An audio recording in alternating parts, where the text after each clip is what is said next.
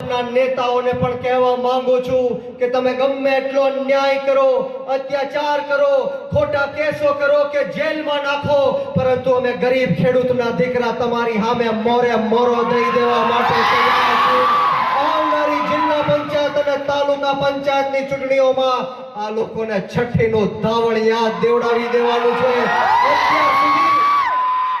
અત્યાર સુધી જે ન્યાય અને અત્યાચાર આપણી ઉપર કર્યો છે એનો બદલો લેવાનો સમય આવી ગયો છે. યુવાનો, મારે ખાસ તમને કહેવું છે કે આ દેશ લોકશાહીમાં માનવા વાળો દેશ છે, પરંતુ આપ સૌએ હમણાં સોશિયલ મીડિયામાં જોયું હશે કે જ્યારે હું સુરત ખાતે સભા કરવા માટે જઈ રહ્યો હતો ત્યારે આ હર્ષ સંઘવી ફફડી ગયો, ડરી ગયો કે બ્રિજરાજ સોલંકી જો સુરતમાં આવશે તો મારો વિરોધ કરશે. અહીંયા જે ડ્રગ્સ વેચવામાં આવે છે એને ઉજાગર કરશે. હર્ષ સંઘવી આખા ગુજરાતની પોલીસ મારી પાછળ લગાડી દીધી અને અંતે ભરૂચ ખાતેથી મને ડિટેન કરવામાં આવ્યો, એરેસ્ટ કરવામાં આવ્યો. 42 કલાક સુધી ગેરકાનૂની રીતના મને પોલીસ સ્ટેશનમાં ગોંધી રાખવામાં આવ્યો.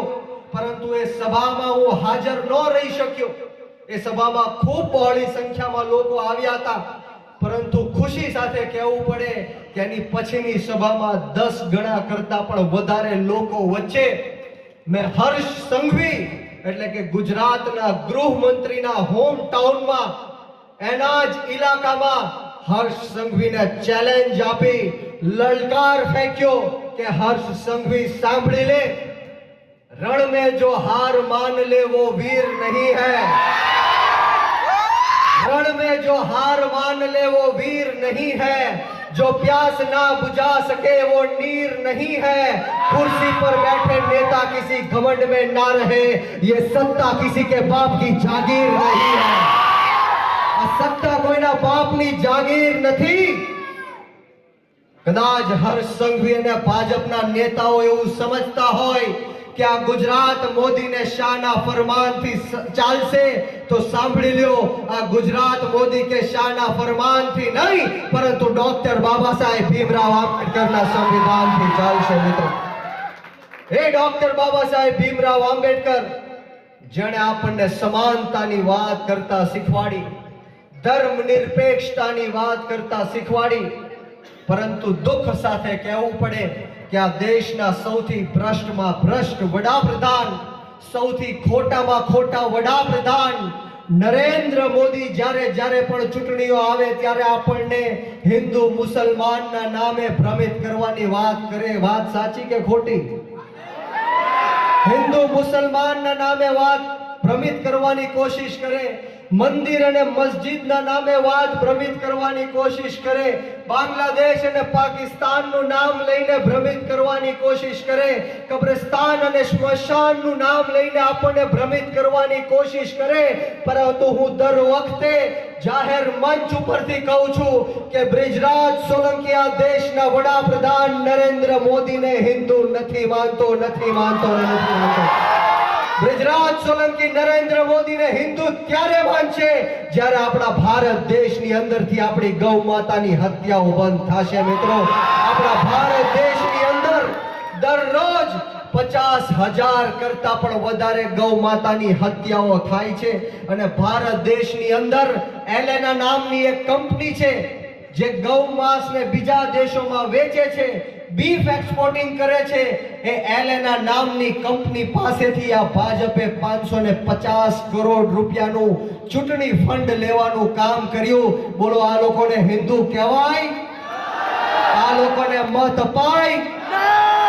આપણે સૌએ આપણી આત્મા જગાડવાનો વારો આવી ગયો છે. દોસ્તો, હર હંમેશ જ્યારે પણ આમ આદમી પાર્ટીની સભાઓ થાય ત્યારે લોકોને ડરાવવાના ધમકાવવાના પ્રયત્ન કરે.